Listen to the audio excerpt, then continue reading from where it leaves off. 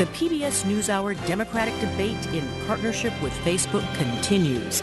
Live from the University of Wisconsin in Milwaukee, once again, Gwen Ifill and Judy Woodruff. And welcome back to this PBS NewsHour debate, Democratic debate here in Milwaukee. And let's get right to the questions. Senator Sanders, to you first. Coming off the results in Iowa and New Hampshire, there are many voters who are taking a closer look at you and your ideas. And they're asking, how big a role do you foresee for the federal government? It's already spending 21% of the entire U.S. economy. How much larger would government be in the lives of Americans under a Sanders presidency? Well, to put that into context, Judy, I think we have to understand that in the last 30 years in this country, there has been a massive transfer of wealth going from the hands of working families into the top 0.1% whose percentage of wealth has doubled. In other words, very rich are getting richer. Almost everybody else is getting poorer. What I believe is the United States, in fact, should join the rest of the industrialized world and guarantee health care to all people. Our Medicare for All single-payer proposal will save the average middle-class family $5,000 a year. I do believe that in the year 2016, we have to look in terms of public education as colleges, as part of public education, making public colleges and universities tuition-free. I believe that when real unemployment is close to 10% and when our infrastructure, our roads, our bridges, our water systems, Flint, Michigan comes to mind, our wastewater plants, our rail, our airports, in many places are disintegrating, we can create 13 million jobs by rebuilding our infrastructure at a cost of $1 trillion. But my question is, how big would government be? Would there be any limit on the size and role of government? Of course there will be a limit. But when today you have massive levels of income and wealth inequality, when the middle class is disappearing, you have the highest rate of childhood poverty of almost any major country on earth. Yes, in my view, the government of a democratic society has a moral responsibility to play a vital role in making sure that all of our people have a decent standard of living. Judy, I think that the best analysis that I've seen based on Senator Sanders' plans is that it would probably increase the size of the federal government by about 40%. But what is most concerning to me is that in looking at the plans, let's take health care, for example.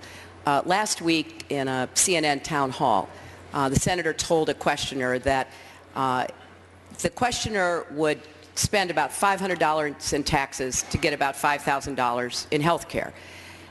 Every progressive economist who has analyzed that says that the numbers don't add up. And that's a promise that cannot be kept.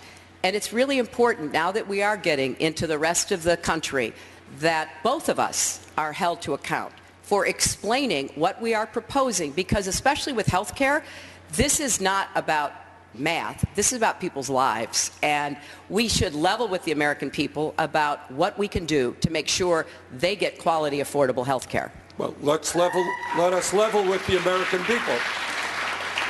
Secretary Clinton has been going around the country saying Bernie Sanders wants to dismantle the Affordable Care Act. People are going to lose their Medicaid. They're going to lose their CHIP program.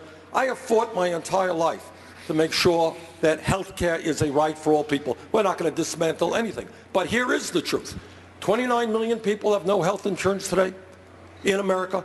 We pay by far the highest prices in the world for prescription drugs. 1 out of 5 Americans can't even afford the prescriptions their doctors are writing. Millions of people have high deductibles and copayments. What I said, and let me repeat it. I don't know what economist Secretary Clinton is talking to.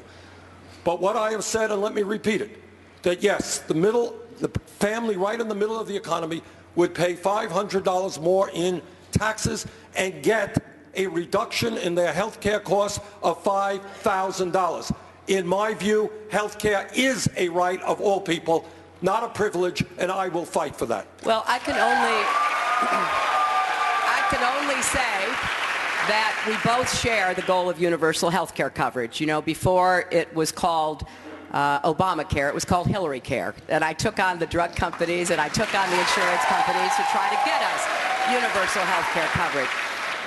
And why I am a staunch supporter of President Obama's principle accomplishment, namely the Affordable Care Act, is because I know how hard it was to get that done.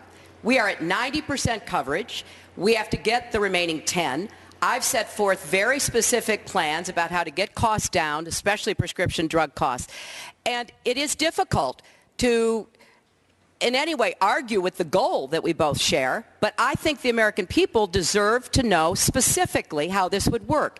If it's Medicare for all, then you no longer have the Affordable Care Act, because the Affordable Care Act, as you know very well, is based on the insurance system, based on exchanges, based on a subsidy system. The Children's Health Insurance Program, which I helped to create, which covers 8 million kids, is also a different kind of program. So if you're having Medicare for all, single payer, you need to level with people about what they will have at the end of the process you are proposing. And based on every analysis that I can find by people who are sympathetic to the goal, the numbers don't add up, and many people will actually be worse off than they are right now. Final thought, Senator. That is absolutely inaccurate. Look, here is the reality, folks. There is one major country on earth that does not guarantee health care to all people. There is one major country, the United States, which ends up spending almost 3 times per capita what they do in the UK, guaranteeing health care to all people. 50% more than they do in France, guaranteeing health care to all people, far more than our Canadian neighbors who guarantee health care to all people. Please do not tell me that in this country, if, and here's the if, we have the courage to take on the drug companies and have the courage to take on the insurance companies and the medical equipment suppliers. If we do that, yes, we can guarantee health care to all people in a much more cost-effective way. Well, let me just say once again that having been in the trenches fighting for this, I believe strongly we have to guarantee health care. I believe we are on the path to doing that. The last thing we need is to throw our country into a contentious debate about health care again. And we are not England. We are not France. We inherited a system that was set up during World War II. 170 million Americans get health insurance right now through their employers. So what we have tried to do, and what President Obama succeeded in doing, was to build on the health care system we have, get us to 90% coverage. We have to get the other 10% of the way to 100. I far prefer that and the chances we have to be successful there than trying to start all over again, gridlocking our system and trying to get from 0 to 100%. I'd like to move along. Secretary Clinton. You also have proposed fairly expansive ideas about government. You may remember this pledge from a State of the Union address at which I believe you were present, in which these words were said: the era of big government is over. You may remember that. When asked their feelings about the federal government this week, 61% of New Hampshire Democrats told exit pollsters that they are angry or at least dissatisfied. Given what you and Senator Sanders are proposing, an expanding government in almost every area of our lives, is it fair for Americans who fear government to fear you?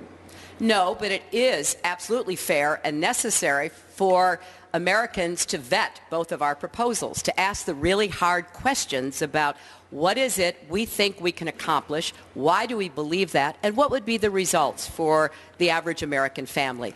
In my case, whether it's health care or getting us to debt-free tuition or moving us toward paid family leave, I have been very specific about where I would raise the money, how much it would cost, and how I would move this agenda forward. I've tried to be as specific to answer questions so that my proposals can be vetted, because I feel like we have to level with people for the very reason, Gwen, that you are mentioning. There is a great deal of skepticism about the federal government. I'm aware of that. It comes from the right, from the left, from people on all sides of the political spectrum.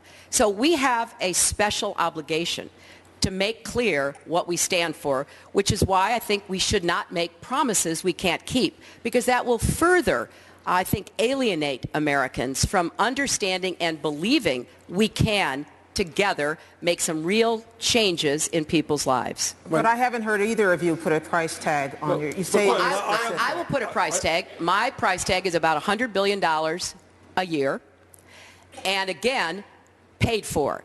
And what I have said is I will not throw us further into debt. I believe I can get the money that I need by taxing the wealthy, by closing loopholes, the things that we are way overdue for doing. And I think once I'm in the White House, we will have enough political capital to be able to do that. Well, but I am conscious of the fact that we have to also be very clear, especially with young people, about what kind of government is going to do what for them and what it will cost. Senator. Well, Secretary